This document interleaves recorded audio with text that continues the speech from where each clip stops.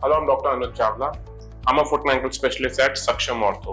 तो आज हम बात करने वाले हैं फ्लैट फुट डिफॉर्मिटी के बारे में जो कि एडल्ट्स में होती है। तो सबसे पहले समझे कि फ्लैट फुट होता क्या है। अगर आपने हमारा पिछला फ्लैट फुट इन किड्स वाला वीडियो देखा होगा तो उसमें हमने काफी डिटेल में समझाया हुआ है, बट मैं फिर भी अभी थोड़ी सा समझा देता हूँ। तो नॉर्मली जब आदमी खड़ा होता है तो ये उसकी एक आर्च होती है जिसको हम मीडियल लॉन्गिट्यूडनल आर्च कहते हैं, जो कि inner aspect of the foot में होती है।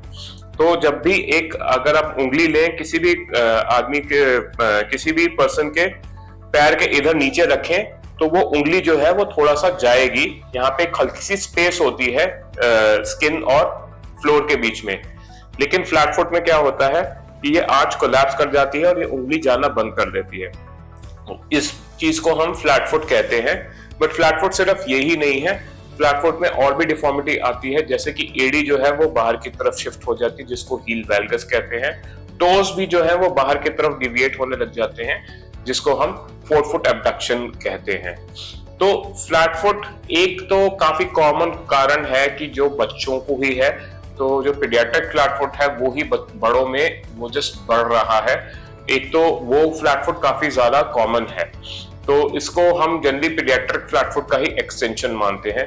दूसरा है कि जो एज के साथ या उम्र के साथ फ्लैट फुट होने लग गया है, तो वो जो है वो कॉमनली आजकल हम उसको, पहले हम कहते थे उसको क्योंकि वो यहाँ के एक मसल है पोस्टीरियर टिबियल टेंडन, उसकी कमजोरी की वजह से होता था, तो हम पहले इसको पोस्टीरियर टिबियल टेंडन डिसफंक्शन कहते थे। फिर इसका नोमेनक्लेचर चेंज होके एडल्ट एक्वायर्ड फ्लैट फुट हुआ है और अब इसको कहा जाता है प्रोग्रेसिव कोलैप्सिंग फुट डिफॉर्मिटी या PCFD।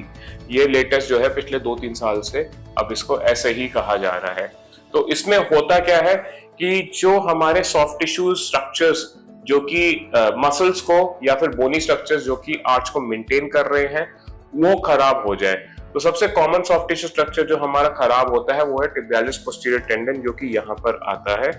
दूसरा होता है यहीं पे ही एक लिगामेंट होता है, वो होता है स्प्रिंग लिगामेंट। या तीसरा कभी कभी जो बोनी आर्किटेक्चर है वो खराब हो जाए, जो कि किसी भी रीजन से हो सकता है। कॉमनली जैसे चोट लगने के बाद, इंजरी होने के बाद फ्लैट फुट होता है।